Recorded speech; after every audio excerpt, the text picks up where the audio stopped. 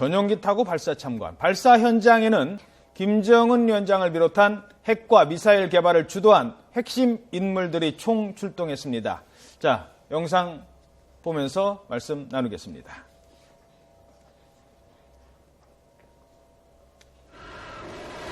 발사 장면 어제 공개된 거죠.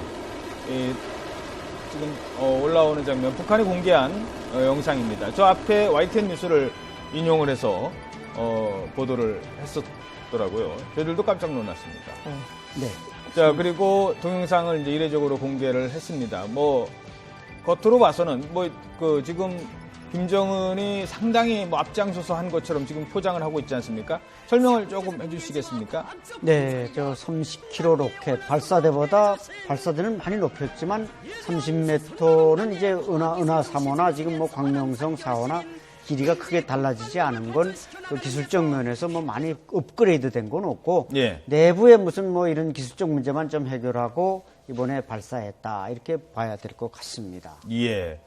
그래서 이제 저희들이 이제 그 내용 중에 발사가 성공한 것으로 보인다, 이런 부분만 이제 인용을 해서 이제 보도를 한 것 같은데, 공개를 한 이유가 북한 주민들로 하여금 그런 것도 있고, 우리는 위성이다라는 주장을 좀 하기 위해서 하지 않았습니까? 어떻게 보십니까?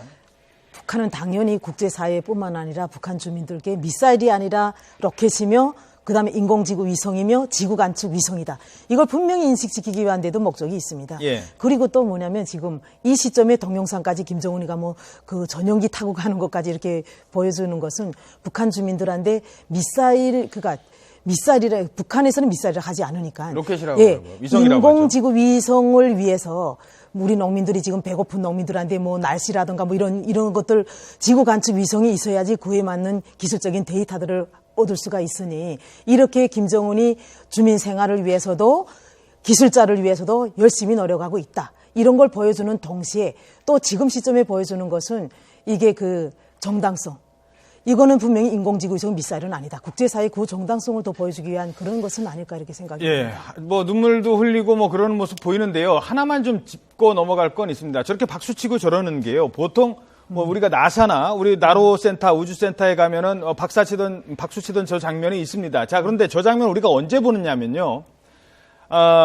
소유주, 미국의 나사다. 소유주를 쏘아 올렸다. 그래서 성공했다. 그랬을 때 이제 나오는 겁니다. 그렇죠. 우리 나로 쳤을 때 박수 치고 하잖아요. 저게 언제냐면 우리는 일단 쏘아 올립니다. 올리고 화성이나 어디를 가서 첫 신호가 잡혀서 안정적으로 돌아갈 때 박수를 칩니다. 그때까지는 우리 성공 실패 얘기하지 않습니다. 나로 때 우리 실패했다고 했습니다. 처음에 몇 번. 왜 실패했을까요? 미사일 올라갑니다. 로켓 올라갑니다. 페어링이 분리가 됐을 때 잘 분리되질 않아서 제대로 궤도 위에 못 올라갔습니다. 우리 그때 실패했다고 얘기했습니다. 우리의 관심은 정말로 위성을 쏜다면 그 관심은 위성에 있는 겁니다. 그 위성이 제대로 작동을 하는지, 방송용 위성이 방송용으로 신호가 제대로 잡히는지, 제대로 궤도에 올라가서 신호가 잡혔을 때 우리는 그때 박수를 칩니다. 그때 성공이라고 합니다. 그렇죠. 그런데 지금 이 장면은요.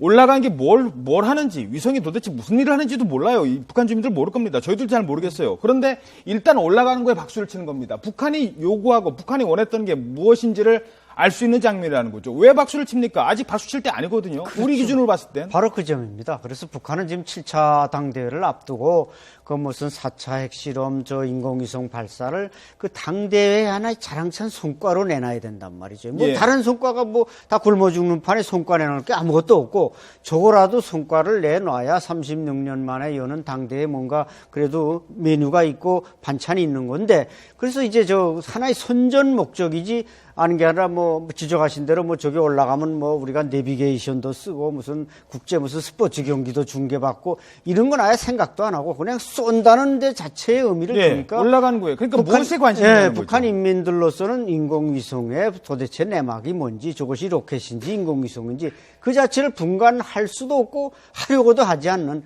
그런 하나의 선전, 어떤 프로파간다의 하나로서 저것도 쏘아 올라간다, 이런 측면에서 볼 때는 참 안타까운 일이죠. 예. 자, 그리고 영상 공개됐는데요. 아까 잠시 화면이 휙 지나갔습니다만 그때 내용을 보면 김정은이 전용기 참매 1호를 타고 직접 참관을 하면서 뭐 로켓도 막 쓰다듬고 하고 그러더라고요. 그건 어떻게 분석하십니까? 그것이 이제 인류신 말하자면 IL-62라고 한 3, 40년 전에 만든 러시아제 비행기입니다. 겉으로 볼 때는 뭐 덩치도 작고 아주 좀 거의 아날로그 방식이지만 그 내부 장식을 우리가 구체적으로 보지 않았습니까? 예. 거의 저 사우디 왕자가 타고 다니는 전용기도 아마 저렇게 호화스럽지는 아하. 않지 않겠는가. 예. 바로 개성공단을 폐쇄할 수밖에 없는 건 돈을 갖다가 저런 데 쓰니까 우리가 폐쇄할 수밖에 없었다 이렇게 보는데 어쨌든 다 인공위성이니 로켓 하는 것도 다 김정은의 치적을 내세우는 어떤 우상화에 이용을 하고 있다. 이런 측면에서 대단히 안타까운 일입니다. 예. 마지막으로, 이제 지금 뭐 미사일 공개, 그 다음에 우리 개성공단 또 폐쇄, 경제적인 압박이 지금 이제 일단 갑니다. 물론 우리가 개성공단 이런 아픔도 있어요. 하지만 북한으로 하여금 돈줄, 지금 뭐 미국에서 지금 제재안 지금 나오지 않습니까? 두 가지입니다. 이게 무기로 사용하는 것도 하나 있지만 우리가 간과하는 것 중에 하나가 사치품에 들어가는 돈도 막는 겁니다. 그 사치품이라는 게 바로 이제 뭐 이설주의 핸드백, 그거 다 어디서 들어왔느냐. 그 다음에 이른바 우리로 말하면 우리 생각의 통치자금. 돈이 있어야 뭐 관리를 할 거 아닙니까? 그런 것들은 앞으로 점점 시간이 가면 갈수록 이 효과가 발휘가 장기적으로 봤을 때 지금은 우리가 개성공단 아픕니다만 그거 어떻게 보십니까?